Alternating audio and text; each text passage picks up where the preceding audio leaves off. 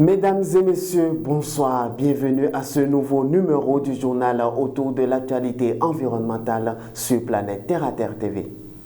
Ce samedi, l'Association des guides du Bénin a organisé une séance d'information et de sensibilisation sur le thème urgence climatique et rôle du polytechnicien dans le cadre du projet Caravane Tambour Battant vers la COP 28.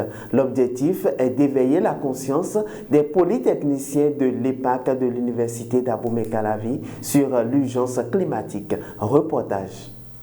Aujourd'hui, il faut insister sur l'engagement citoyen. Il faut encourager les jeunes à s'engager et à apporter le changement dont nous avons besoin dans nos communautés. Urgence climatique et rôle du polytechnicien. C'est autour de ce thème qu'ont été édifiés les étudiants de l'école polytechnique d'Abomey-Calavi. Nous avons décidé de toucher particulièrement les jeunes, ceux de l'EPAC. Pourquoi? Parce qu'en tant que polytechnicien, l'EPAC offre une variabilité ou une diversité de formations qui touche directement l'environnement. La séance a permis aux étudiants de l'EPAC de ressortir mieux informés sur les questions liées au changement climatique. J'ai appris qu'il existait de petites associations qui luttaient pour le maintien de l'environnement et la lutte contre le changement climatique, que ce soit dans mon pays et à l'échelle africaine. L'utilisation des énergies fossiles sont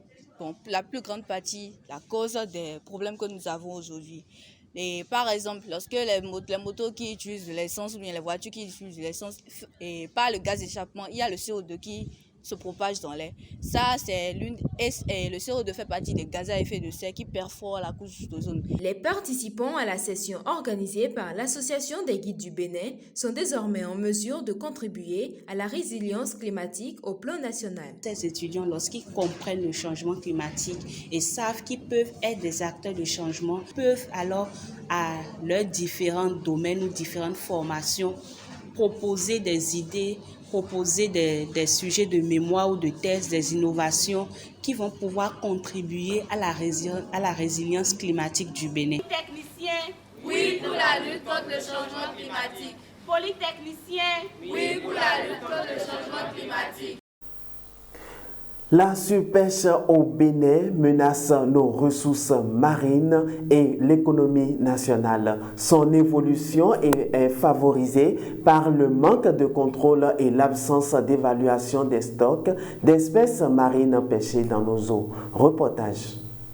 Les conséquences économiques sont très dramatiques parce que, comme je l'ai dit, ça fait des manques à gagner pour les pêcheurs et des manques à gagner également pour l'économie du pays. L'activité de la pêche à Cotonou est pratiquée dans des conditions peu considérables. L'absence d'un contrôle entraîne en effet la surpêche. Nous n'avons pas un mécanisme qui nous permet vraiment de contrôler cette surpêche-là, puisque aujourd'hui, il y en a et demain, il n'y en a pas.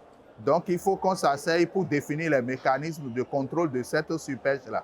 Pendant longtemps, les ressources marines ont été pêchées sans aucun contrôle. Un constat peut être fait. Les ressources, en général, ont des difficultés parce que ça a baissé. Nous avons aujourd'hui, quand on fait le point, on constate qu'il y a beaucoup de ressources qui n'existent plus, beaucoup d'espèces de poissons qu'on ne retrouve plus à cause de la surpêche. Afin de remédier à ce fléau, il est important d'appliquer des lois de contrôle qui sont déjà connues et d'autres mesures pour limiter la surpêche. Le 5 décembre passé, le ministre a signé des décrets dont le contrôle des mailles y figure. Et pour l'instant, il y a des sensibilisations sur le terrain. Les techniciens de la direction des pêches qui sont en train de faire des sensibilisations sur le terrain afin que dans un avenir proche, nous puissions commencer par procéder au changement de nos mailles afin de laisser les juvéniles grandir avant capture. Les réserves, les aires marines protégées sont la seule stratégie aujourd'hui pour contrer tout ça parce que tout ce qu'on n'entend pas, si on crée une réserve, une aire marine protégée, n'importe quel bateau, n'importe quel pêcheur ne pourra pas rentrer dans cette réserve-là pour pêcher. Les femmes maraigneuses sont celles qui vendent le poisson de mer. Elles récupèrent donc les espèces marines pêchées par les hommes pour leur commercialisation. En effet, ces femmes s'approvisionnent de toutes sortes d'espèces ramenées par les pêcheurs, même les juvéniles. Victoire Gomez est la présidente du RENAFEB. Elle propose ici une solution afin de protéger ces espèces et d'éviter la surpêche. Elle est au micro de Ornella Béan. L'activité de pêche que les hommes mènent, les pêcheurs mènent, doit faire revenir du poisson, les poissons, de gros poissons. Mais nous, les femmes marailleuses qui intervenons dans les activités de post-récolte, nous achetons tout ce que nous croisons sur notre chemin. Pour éviter cette situation que nous vivons malgré nous, il faut pouvoir trouver, ou bien rechercher des approches de solutions, c'est-à-dire trouver les moyens pour que on intègre dans nos va-et-vient une formation, c'est-à-dire former les femmes et les sensibiliser sur comment abandonner les juvéniles que les pêcheurs ramènent. Essayer de ramener ces pêcheurs-là à la raison, parce que une fois qu'ils sont revenus de la pêche, et les marailleuses qui, déjà formées sur la situation, refusent de s'approvisionner de ces juvéniles-là, seront découragés. Ils seront découragés et le lendemain ou bien à l'avenir, ils auront des difficultés à ramener encore ces juvéniles. Pour décourager les pêcheurs ou bien pour amener les femmes à abandonner ces juvéniles, que cela passe nécessairement par des journées de sensibilisation, des formations qui amènent ces femmes à comprendre qu'une bassine de juvéniles que les pêcheurs doivent abandonner à l'eau, doivent revenir ou bien pourront revenir à 10 bassines au lieu d'une. Jadis, toujours naturel, toujours jadis.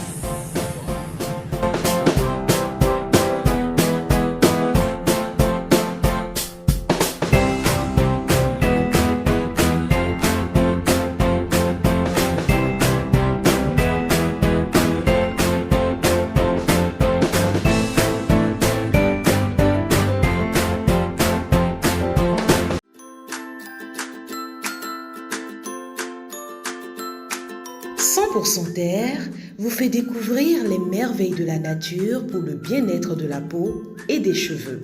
100% Terre, c'est des beurres végétaux, des huiles végétales, des graines et des poudres. Passez votre commande en un clic.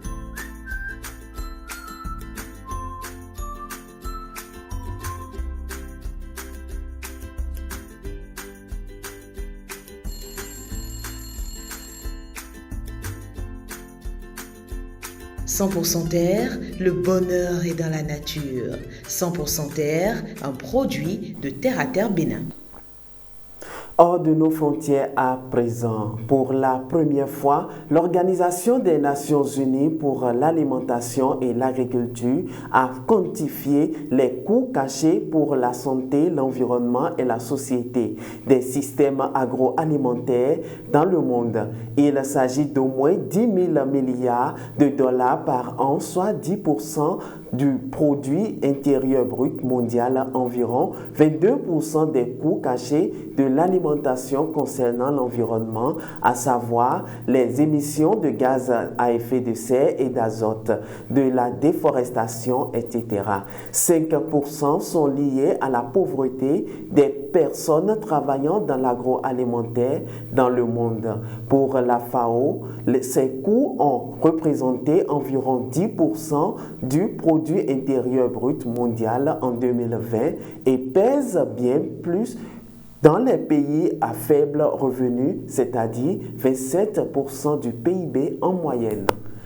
Mesdames et messieurs, c'est la fin de ce journal dédié à l'actualité environnementale. Ne ratez plus nos programmes en vous abonnant à nos canaux digitaux Terre à Terre Bénin sur Facebook, YouTube et TikTok, mais aussi sur le www.planète-terre-à-terre-tv.bj, notre site. Contactez-nous également pour la couverture médiatique de toutes vos activités liées à l'environnement. Protégez l'environnement parce que l'environnement, c'est vous.